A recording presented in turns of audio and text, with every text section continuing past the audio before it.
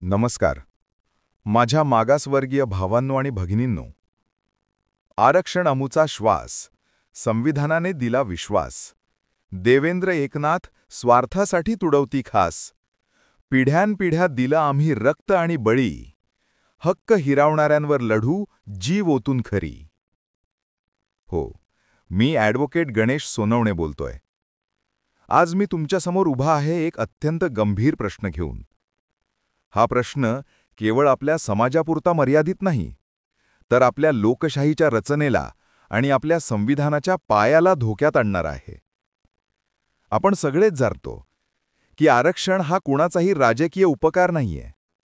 आरक्षण हा आपल्या संघर्षातून, आपल्या बलिदानातून आणि आपल्या संविधानातून मिळालेला घटनात्मक हक्क आहे. पण दुर्दैवानं या हक्काला काही सत्ताधारी नेत्यांनी त्यांच्या स्वार्थासाठी तुडवलं. ओबीसी-एसबीसी आरक्षणाची ढासळती पायवाट. सन 1950 मध्ये भारताने संविधान स्वीकारलं.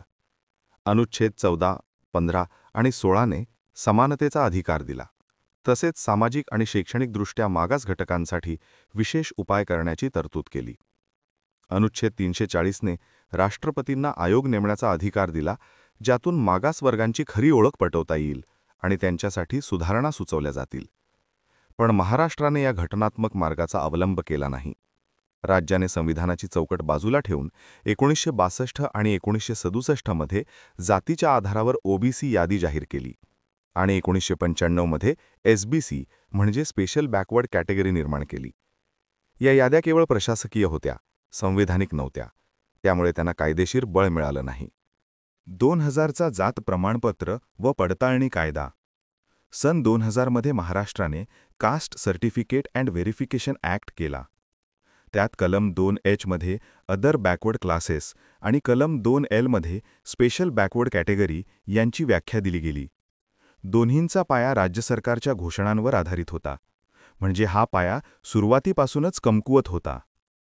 याच कमकुवत पायाचा फायदा घेत काही जमातींना चुकीच्या पद्धतीने ओबीसी यादीत ढकललं गेलं. हलबा जमात हलबा कोष्ठी झाली.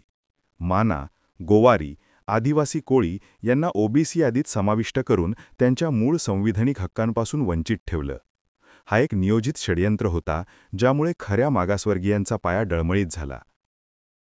कोपर्डी प्रकरण आणि मराठा आंदोलन. 2016 मध्ये कोपर्डीची घटना घडली. एका मुलीवर झालेल्या अमानुष अत्याचारानंतर मराठा समाज प्रचंड रागावला आणि लाखोंच्या संख्येने रस्त्यावर उतरला. मागणी एकच होती, मराठ्यांना आरक्षण द्या. तेव्हा फडणवीस सरकारनं लोकांना शांत करण्यासाठी वचन दिलं, ओबीसीला धक्का न लावता मराठ्यांना आरक्षण दिलं जाईल. पण वास्तव अगदी वेगळं घडलं.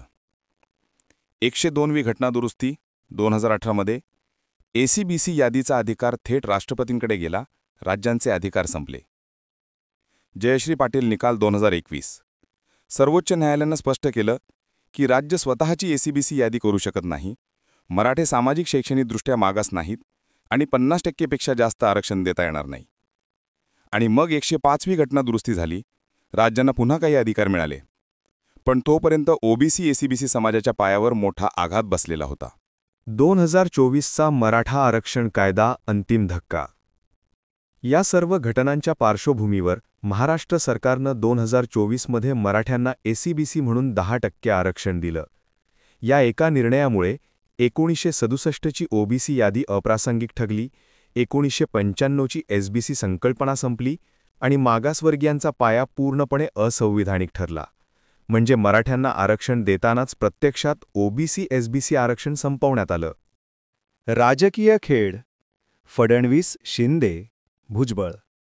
समानतेच्या विटा घालून उभारला संविधानाचा किल्ला. मागासांसाठी केलेला प्रत्येक शब्द आज झाला पळवळा. फडणवीस शिंदे राजकारणाच्या खेळात हरले विश्वास. आरक्षणाचा पाया ढासळला, तुटला समाजाचा श्वास. देवेंद्र फडणवीस स्वतःला कायद्याचा जाणकार म्हणवतात, पण त्यांच्या निर्णयांनी मागासवर्गीयांच्या घटनात्मक हक्कांना धक्का बसला. एकनाथ शिंदे सत्तेसाठी मराठा समाजाला खुश करण्याच्या नादात ओबीसी-एसबीसी समाजाचा पाया उद्ध्वस्त केला. छगन भुजबळ स्वतःला ओबीसींचा नेता म्हणून मिरवतात, पण जेव्हा खरी वेळ आली तेव्हा गप्प राहिले. तिघेही वेगवेगळ्या पक्षांतले असले तरी आपल्या आरक्षणाचा पाया संपवण्यात हे तिघे एकत्र दिसले. ओबीसी एसबीसी समाजावर झालेला अन्याय. बंधूंनो, हा अन्याय केवळ एका वर्गावर झालेला नाही. हा अन्याय प्रत्येक मागासवर्गीय, प्रत्येक वंचित, प्रत्येक अनुसूचित जमातीच्या भावंडावर झालाय. आपण पिढ्यानपिढ्या दिलेलं बलिदान, केलेले मोर्चे, आंदोलनं, न्यायासाठी झटलेले जीव हे सगळं एका क्षणात पायदळी तुडवलं गेलं.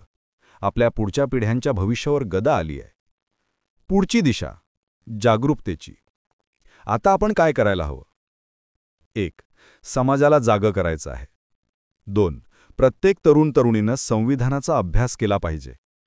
3. आरक्षण हा हक्क आहे, उपकार नाही, हे ठाम सांगितलं पाहिजे. आणि 4. ओबीसी एसबीसी समाजानं एकत्र येऊन कायदेशीर आणि घटनात्मक लढाई लढली पाहिजे. अंतिम आवाहन. ओबीसी एसबीसीचा पाया त्यांनी केला उद्ध्वस्त. राजकारणाच्या नादात समाज झाला संतप्त. आता वेळ आली लढाईची, नाही कुणाची भीती. जय संविधान म्हणत पुढे सरसावली जनता एकत्रित. बंधूंनो आणि भगिनींनो, ही लढाई फक्त आरक्षणासाठी नाही तर आपल्या अस्तित्वासाठी आहे. जर आपण आज उठून उभं राहिलो नाहीत तर उद्या आपल्या संपूर्ण समाजाचं भविष्य धोक्यात येईल. हा संपूर्ण लेख गणेश सोनवणे यांच्या संदर्भांवर आधारित आहे. यात मांडलेले सर्व पुरावे आणि दाखले हे मागासवर्गीय समाजाच्या हितासाठीच वापरण्यात येतील. जय संविधान, जय SC ST OBC एकता.